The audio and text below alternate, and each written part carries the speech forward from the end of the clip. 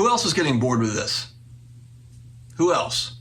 The marketing of sports card products currently is not great. It's not great. And we're going to talk about a few different elements of this. I think the part 2 is probably going to be around the potential of loaded boxes, the coincidence of that. But today we're going to talk specifically about one piece of the puzzle, and it's just the visuals of this and the ramifications of it. If you're new here, welcome. Hit that subscribe button down below if you're looking for daily sports card content and you do like what you hear. Shout out to today's video sponsor, DC Sports 87. If you are looking to sell on eBay, but you don't want to bother with the shipping and the returns and all the mess of it, send your cards to DC Sports 87. Give them a shot. They will take care of all the stuff for you and work to make the process as easy as possible. Payouts, 1 day turnaround, 1 business day from when you request your payout. Definitely check out DC Sports 87. All right, so in this video, we've got the president of Topps, I think his name is Kevin,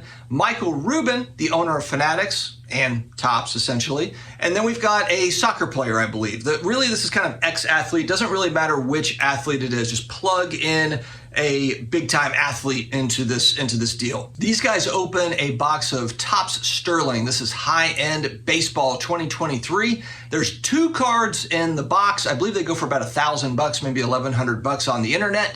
And you can get some pretty huge cards, which these guys predictably did. And I think that's part of the issue that we're going to talk about. The soccer player, he pulled a 1-of-1 cut auto of Jackie Robinson, one of the best cards in the entire set, maybe the best card in the checklist. And then Michael Rubin got a Mike Trout numbered out of 25 patch auto, beautiful card. The point is that it just visually doesn't look great, even if these are not loaded boxes or it's not a setup or whatever. And then the president of the company, I think is Kevin, he's over here with his hand like, oh my God, he's making the big face. And, it's just like, this type of marketing just seems dated now. Box breaks serve a purpose. They do. They serve a purpose. Collectors can get it on specific teams, on specific players that they're looking for. There is a purpose for box breaks, but there's also a massive gamble side to box breaks. I wish with a video like this, it would say something to the effect, some sort of disclosure like, hey, we opened 12 boxes and then this was the 13th box. Or, something to that effect, something to make light of it at least, that it wasn't just like, hey, we bought a box, we opened it up and, we got the winning lottery tickets. I wish that we could just move away from this style of marketing. I know it's been typical here over the last 5 to 7 years for sports cards for marketing. Really, the breakers have done a great job marketing product for companies and helping to sell it.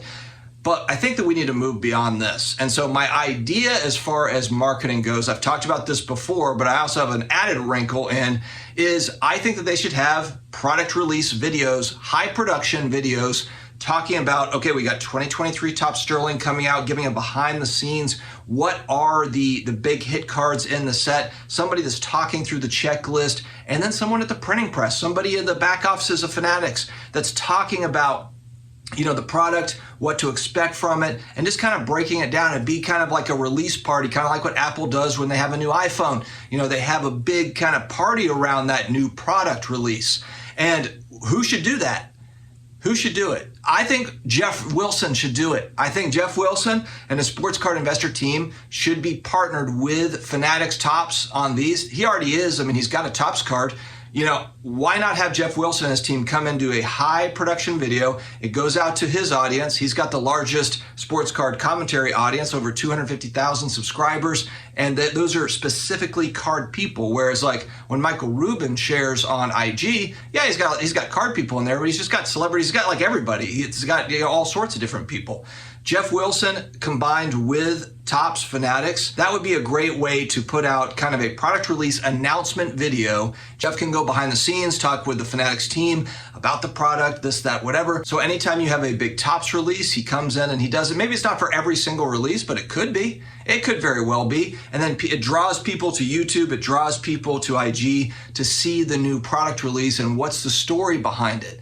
I think that's really the best marketing. The Sports Card Radio Brothers were talking about this on their live stream this week. I think it was Colin that said Mercedes, Rolex, they have specific marketing in place that just works. Louis Vuitton was the other brand that I believe it was Colin that was talking about, and then Ryan chimed in as well. And they have a point. Topps has a long-standing brand. It's time to kind of sharpen it up a little bit and really put some new stuff together that really hasn't been done before.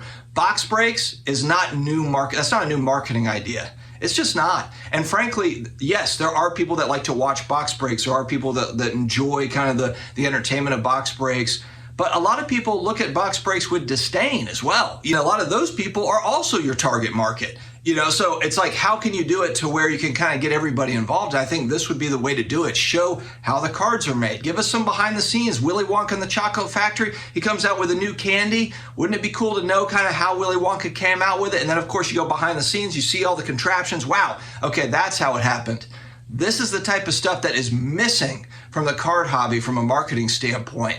And when Mercedes releases a new car, it shows it coming out of the manufacturing plant. We've got all these added features. What's new? What's all the differentiators? Boom, boom, boom, boom, boom. They're presenting the product to you in the 30 to 45 second commercial that you see on TV. So we need the same from our manufacturing companies. Yes, it's great to have athletes involved, and yes, they have giant social media followings and this and that and whatever. But there's also just the people that are already here that you want to make sure stay here. I know there's a whole big push to bring in new people, and that's great. But what about the people that came in or came back in that have been in for 6 months, 12 months, and end up just being like, you know what, I'm out. And these were already people that were interested. You're not trying to get new interest. These are people that were already interested.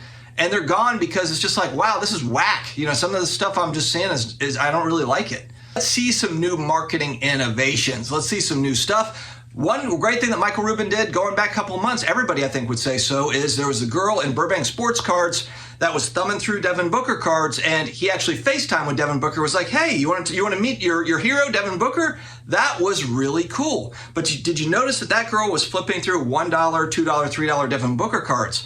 She wasn't opening up National Treasures boxes. That next generation, how many of them are opening up the Flawless, the Top Sterling, etc.? Let's put some more emphasis on kind of that mid-tier, because that's really the lower to mid-tier of cards is the majority of the hobby. High-end, great, that's cool, but that's really a small percentage. So I don't know, just throwing thoughts out there, just talking openly today, my friends. Let me know your thoughts in the comments. Stay healthy, stay awesome, and I will talk to you again later.